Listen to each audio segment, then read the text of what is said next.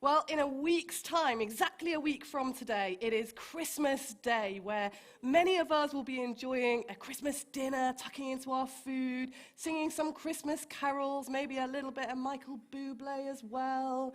And some of us will be watching a Christmas film. I love a good Christmas film. Just so you know, some of my favorites are Elf, The Grinch, Nativity. I like that kind of thing. In case you're wondering, worst Christmas film, Love Actually. Prepared to debate with you afterwards, honestly, worst Christmas film.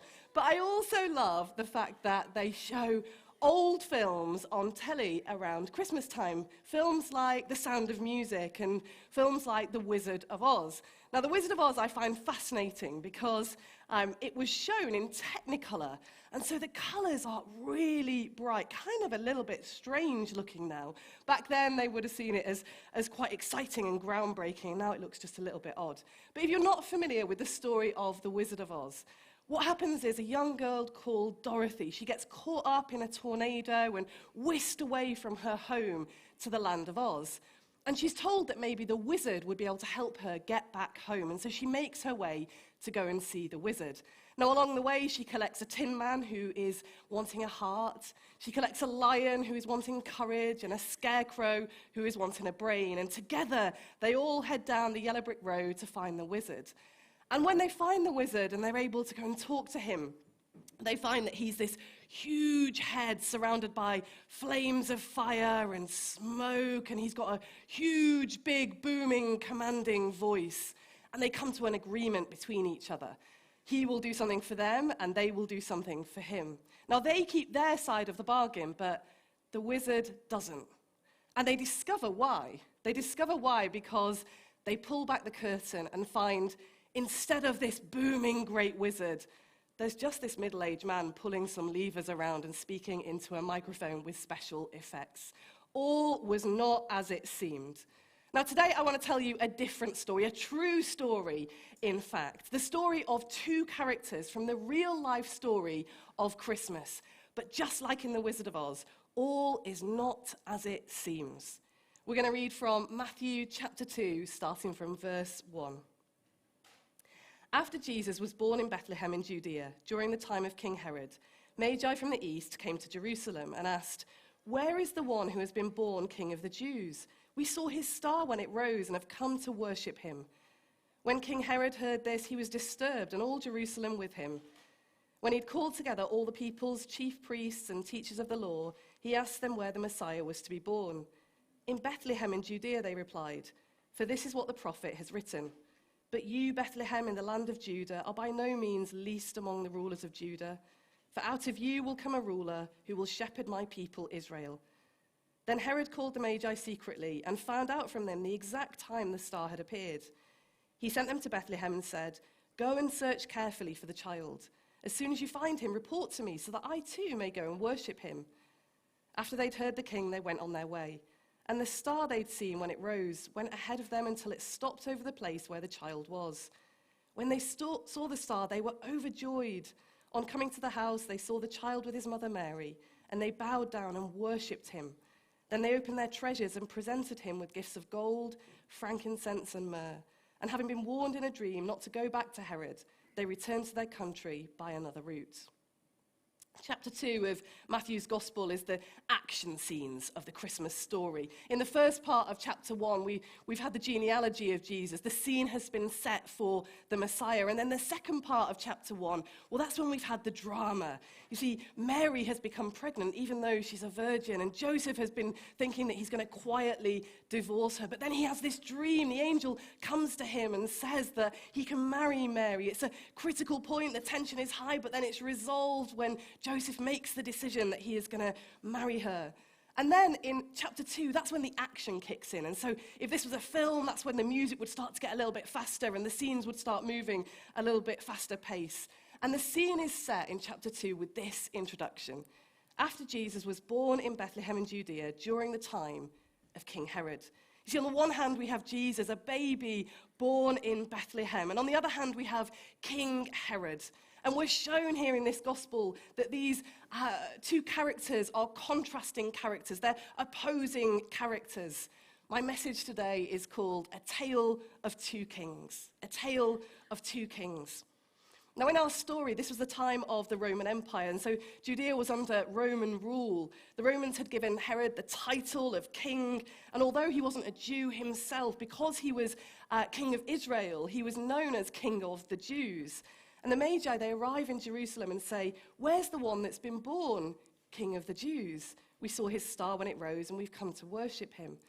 Now, Herod hadn't had a son recently, and so when the Magi come inquiring about the King of the Jews, he's worried, he's disturbed, he's wondering what's going on. Just after Christmas, a new series of The Apprentice is due to start. It's quite a fascinating insight into human nature and into the world of business. Actually, it's not really an insight into the world of business, but it kind of makes me laugh anyway. If you've not seen The Apprentice, it's all about Alan Sugar finding somebody that he can invest in, a business and a person that he can invest in. And it's made clear throughout the whole program who exactly is in charge. You see, Alan Sugar's not referred to by his name, Alan. He's instead addressed by his title, Lord Sugar. He gets to tell people to shut up when he's fed up of them talking. And of course, the most famous bit, the point, and telling people you're fired. It's clear throughout that he is the one who is in charge. He is the one that holds the power. Herod wanted it to be absolutely clear who was in charge in Judea. And so when some wise men come asking about another king, he's disturbed, he's worried, because of course there can only be one king. Herod is king of the Jews. So who is this king that they're coming inquiring about, that they're coming asking about, who's just been born? Herod was a jealous and an insecure man. He was possessive over his power and position. And any plot against him that he heard about, he would make sure that he would stop by any means necessary. History records that he was a man who clung on to power, who grasped hold of position. And then comes Jesus. Jesus the Messiah. Jesus who is God himself, the God who created the whole universe, the God who knows the beginning and from the end, the God who is all-seeing, who is all-knowing, who is all-powerful. And how does this all-powerful God choose to enter into the world? As a baby who is utterly dependent on his mother and father, as a tiny newborn baby. Jesus didn't arrive in a fanfare. He didn't arrive into opulence. He didn't come in with force. He came in meekness and gentleness. He laid down his power to become one of us. That's who Christians worship. You know, sometimes I've heard atheists say, wow, your God must be really narcissistic if he demands worship. But God isn't a God who manipulates or who coerces. God isn't a God who's paranoid about his power. God showed his character in Jesus, who came to earth so that we might know him. Jesus isn't a king on a power trip. He's not grasping at position or paranoid about being knocked off his throne. Jesus is mighty, but he laid down his power. And that's what we learn in our first contrast, that Jesus is humble. And so, after the Magi ask about this king of the Jews, and Herod finds out from the chief priests and the teachers of the law that the prophecies say the Messiah is to be born in Bethlehem. And verse 8 says, Herod sent them to Bethlehem and said, "Go and search carefully for the child. As soon as you find him, report to me so that I too may go and worship him." But we know, don't we, it's not genuine. He's not planning to go and worship him. He wants to find him so that he can kill him. You know, we find out later in the story because an angel appears to Joseph and reveals that Herod is in fact intending to search for Jesus to kill him. Today was the World Cup final. This afternoon, Argentina beat France. Any Argentinian fans in the house? Not so much. Messi fans, maybe? The last time that Argentina won the World Cup was 1986. If you're not taking notes, you should be right now, because that is a great pub quiz answer. 1986 was the last time that Argentina won the World Cup. But that year that Argentina won the World Cup last in 1986 is remembered for one of the most famous or perhaps infamous goals in World Cup history, Diego Maradona's so-called hand of God. Now, it was a quarter-final between England and Argentina, and early on in the second half, Maradona scored a goal with his head and his hands. But the ref didn't see it, and there was no VAR back then. There was no video playback, so nobody could go and re-watch the goal to see that, in fact, His hand had been the scorer of the goal. Now afterwards, Maradona was asked about this, and he said that the goal had been scored a little with the head of Maradona and a little with the hand of God, claiming that it wasn't an illegal goal, but instead it was divine intervention. Now, after years of denying it, Maradona admitted the handball, but he was very clear quite often to state that he wasn't asking for any forgiveness. You know, he was a very talented but very interesting football player. But you know what? The hand of God scandal was tame in comparison to the cheating of Herod. If Herod had to plot or lie or scheme, then that's what it took. He wanted to protect his position at all costs. And then we have Jesus. You know, the circumstances around Jesus' birth were simple obedience. Mary's motives when she said yes to carrying the Son of God were simple obedience. Joseph's motives in marrying Mary, despite all the strangeness of the situation, was simple obedience to God. And then there's Jesus himself, Jesus who doesn't just tell the truth, Jesus who isn't just an example of being truthful, Jesus who doesn't just merely teach the truth even, Jesus who is truth. Jesus said, I am the way, the truth, and the life. Jesus exposes deceit, he conquers lies, he shatters schemes. And you know what? If that makes you nervous in any way this evening, I've got great news for you. Jesus said, the truth will set you free. The truth will set you free. Lies and deceit and plotting and hiding and cheating, they keep us trapped in a bondage. When you've got to cover things up, you live in fear of being exposed. But when you walk with Jesus, you can be fully known and fully loved. Jesus never betrays, he never manipulates, he never coerces. And so when we're in relationship with him, he doesn't just teach us about the truth. He makes sure that the truth is embedded deep in our hearts. Jesus is the truth that breaks the power of sin. Jesus is the truth that gives us hope, and he is the truth that shows us the way.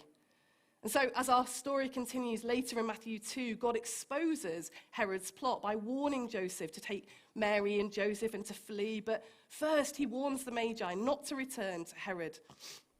Now when Herod realizes that his plan has been foiled, he's angry. Verse 16 says, when Herod realized that he'd been outwitted by the Magi, he was furious. And he gave orders to kill all the boys in Bethlehem and its vicinity who were 2 years old and under, in accordance with the time he'd learned from the Magi. Herod's fury is destructive. He'll commit an atrocity in order to get rid of any perceived threat to his throne.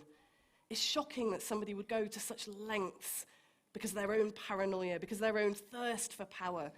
But you see, this was the kind of MO for Herod. He'd had it in his history. It's not the only time that he'd been prepared to kill. Herod's known as a great builder. He undertook a large number of building projects. One of the most famous was that he was part of the rebuilding of the temple in Jerusalem. But his legacy is far from just architecture. Herod's known as a tyrant. History records that he was willing to kill anyone who got in his way, even if they were family members of his. You know, it said that he left orders that upon his own death, groups of people were to be rounded up and killed so that there would be no celebrating at his death, and instead there'd only be mourning. Now, this plan was overturned, but he is known as a king who sowed death and destruction. And this is where the contrast with Jesus reaches its pinnacle. Because while King Herod sowed death, Jesus sows life. King Herod is all about death, and King Jesus is all about life. Jesus' plan in coming to earth was to lay down his own life so that you and I could have everlasting life with him. You know, Christmas is our opportunity to celebrate the birth of a king, the phenomenal news that God came to earth to become like us so that we could become in a relationship with him and become like him. Jesus offers us life, and life in abundance. During his life on earth, Jesus brought life wherever he went. He brought life to those who were trapped in the cycle of sin. He brought life to those who were crushed under oppression. He even brought life to those who had died, like his friend Lazarus, who he raised from the dead. But he's not finished yet. He's not stopped, because Jesus is life, and so he can bring life wherever we'll invite him in. You know what? If you don't feel like you have a purpose, well, Jesus can give you direction. If you don't feel like you can fulfill your dreams because they've been trodden on in some way, Jesus can resurrect them. If you're trapped in a cycle of sin, well, Jesus died so that you could be free. If you feel like your life is over, well, Jesus has already given his so that you could live. Don't give up, because Jesus hasn't. Give him your purpose, give him your dreams, give him your future, give him your fears and your worries, and watch as he breathes life into you and into all around you. Jesus came that first Christmas to earth with a mission. He came on a mission to die on a cross, to take on the sin of the whole world, and to rise again, to overcome sin and death, so that we could have life in all of its fullness and everlasting life with him. Matthew's gospel shows us a tale of two kings, but only one of them is the true king.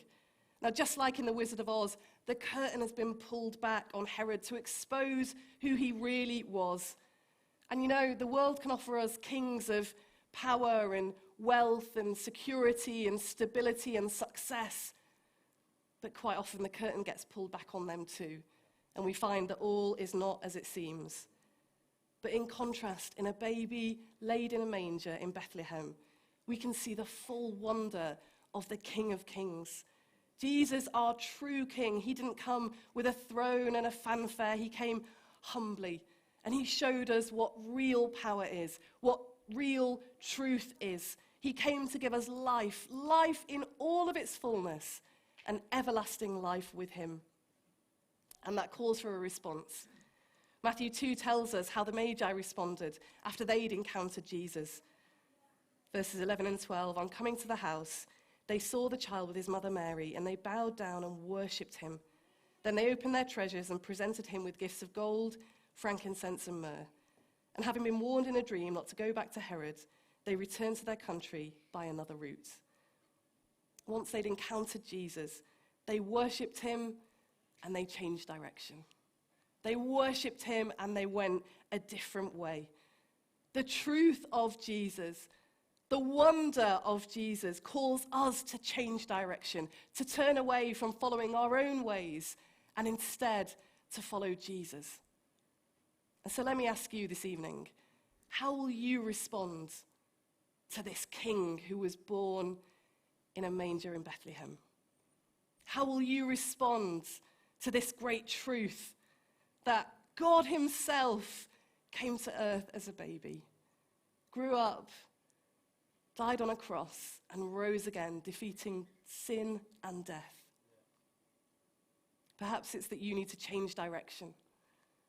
Perhaps instead of following your way, you need to turn around and start following the way of Jesus, because he is trustworthy. And as we've just heard, he is humble, he is truth, and he is life. And so we're going to take an opportunity now to pray a prayer. And this is for you particularly if you've been listening and thinking, do you know what? I want to be in a relationship with Jesus. I want to have a confidence that I have everlasting life with him. I want to know that life and life in all of its fullness that Jesus offers. And this is a prayer where we say sorry for the things that we've done wrong, the sin that has separated us from God, the stuff that kind of gets in the way. It's a prayer that asks God for his forgiveness, and his response is always yes. And it's a prayer that makes a commitment to say, from today, I want to follow you, Jesus. I want to give my life fully to you. So we're going to pray this prayer all together, but this is particularly for you if you've not prayed this prayer before in a meaningful way. The words are going to come up on the screen. Let's say together, Jesus, I acknowledge that I have done wrong things and that my sin has separated me from you. But I believe you died for my sins and rose from the dead. Today I ask for your forgiveness and thank you for your gift of new life.